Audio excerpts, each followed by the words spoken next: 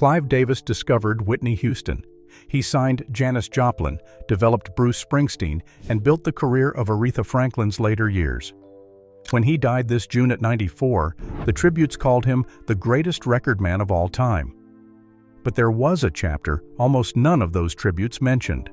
In 1973, at the absolute height of his power, Clive Davis was frog-marched out of his own company by security guards, accused of secretly spending company money on his son's bar mitzvah, and swept into a scandal so explosive that Newsweek said it was the biggest shock to hit the record industry since the 1950s. Here's what actually happened, and how he built an empire out of the ashes. To understand how far Clive Davis fell, you first have to understand how high he had climbed. Born in Brooklyn in 1932, Davis studied political science at NYU on a full scholarship before earning his law degree at Harvard. He entered the music business almost by accident, hired in 1960 as assistant counsel at Columbia Records, then owned by CBS. He wasn't a musician. He wasn't a producer in any traditional sense. He was a lawyer who happened to have an extraordinary ear. Within 5 years, he was promoted to administrative vice president, and by 1967, he was named president of the label. What he did next reshaped the entire industry. Davis pushed the staid, traditionalist Columbia label directly into the rock and roll business, a move that seemed genuinely risky at the time. He signed Janis Joplin. He developed Santana. He brought Bruce Springsteen into the fold. He built, arguably, the most impressive talent roster of any record company in America, spanning rock, country, classical, and rhythm and blues. By the early 1970s, Clive Davis wasn't just a music executive. He was, by the account of nearly every outlet covering the industry at the time, the single most powerful person in the recording business. Insiders and colleagues referred to him simply as Clive, the same casual, first-name-only respect reserved for legends like Ahmet Ertegun at Atlantic. Then, in a single week in May 1973, it all came apart. CBS abruptly fired Davis from his post as president of the CBS Records Group. According to Newsweek's contemporaneous coverage, it was the biggest shock to hit the multi-billion-dollar record industry since the payola scandals of the late 1950s. CBS didn't just fire him quietly. The company filed a civil suit against him, seeking the return of $94,000 in corporate funds, which in today's money is roughly $700,000. The allegations were shockingly personal. CBS claimed Davis had used company money to redecorate his Central Park West apartment, to rent a Beverly Hills summer home, and, most memorably, to throw his son an extravagant bar mitzvah at the Plaza Hotel. The firing itself was humiliating by design. Davis was stripped of his authority and escorted out by security guards. Rolling Stone later described what happened to his professional identity in the aftermath as something close to Soviet-style erasure. He was edited out of a CBS talent showcase film that he himself had hosted. He became, in the words of one profile written years later, a non-person in the business almost overnight. But the bar mitzvah allegations were only the surface of what people inside the industry believed was actually happening.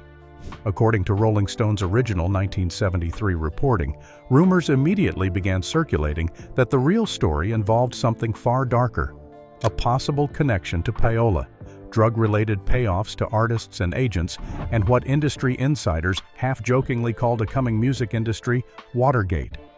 A CBS employee connected to the case was reportedly let go around the same time amid rumors of drug use inside the office.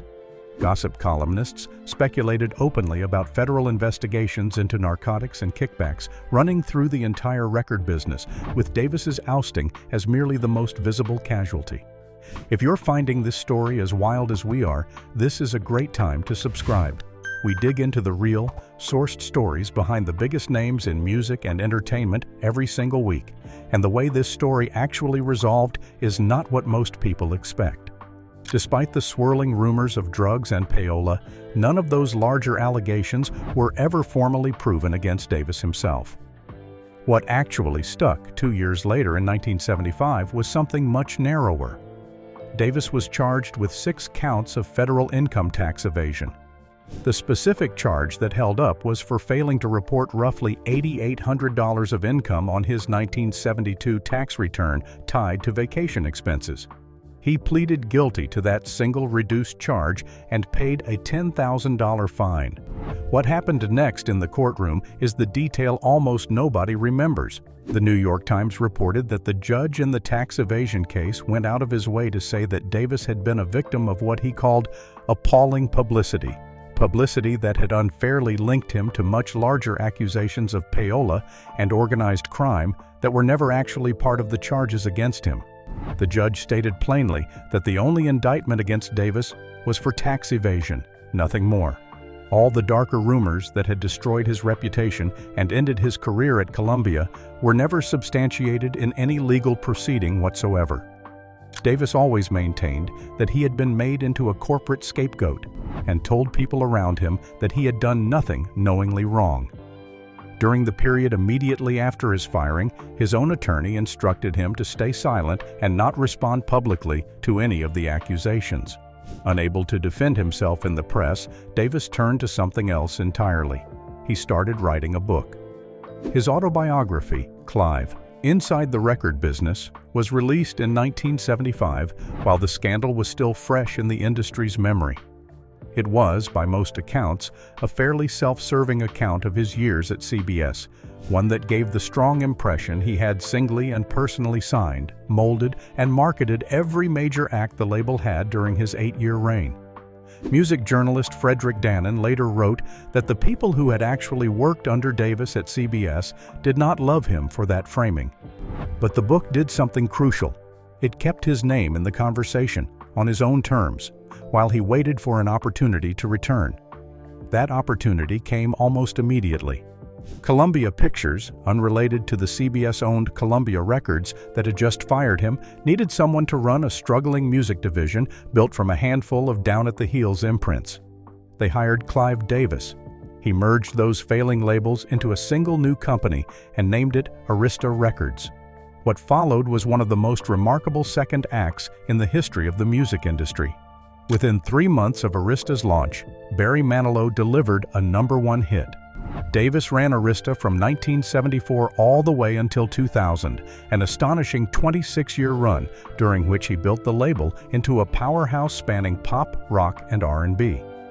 And it was at Arista, not at Columbia, where Davis found the artist who would define the rest of his career and cement his legend permanently. He signed a teenage singer named Whitney Houston, personally shaping and guiding her into becoming one of the best-selling music artists in history. When Sony and Bertelsmann merged their parent companies a quarter-century later, there was an attempt to quietly push Davis out of Arista and into retirement. Instead, it produced yet another act. He launched J Records, the label that would go on to introduce the world to Alicia Keys. By the time Clive Davis died in June 2026 at his home in Manhattan, the scandal that once made him a non-person in his own industry had become little more than a footnote, if it was mentioned at all. The tributes that poured in from Whitney Houston's collaborators, from Aretha Franklin's estate, from the artists across 6 decades whose careers he built, focused almost entirely on the golden ears, the kingmaker reputation, the annual pre-Grammy parties he hosted until literally the end of his life.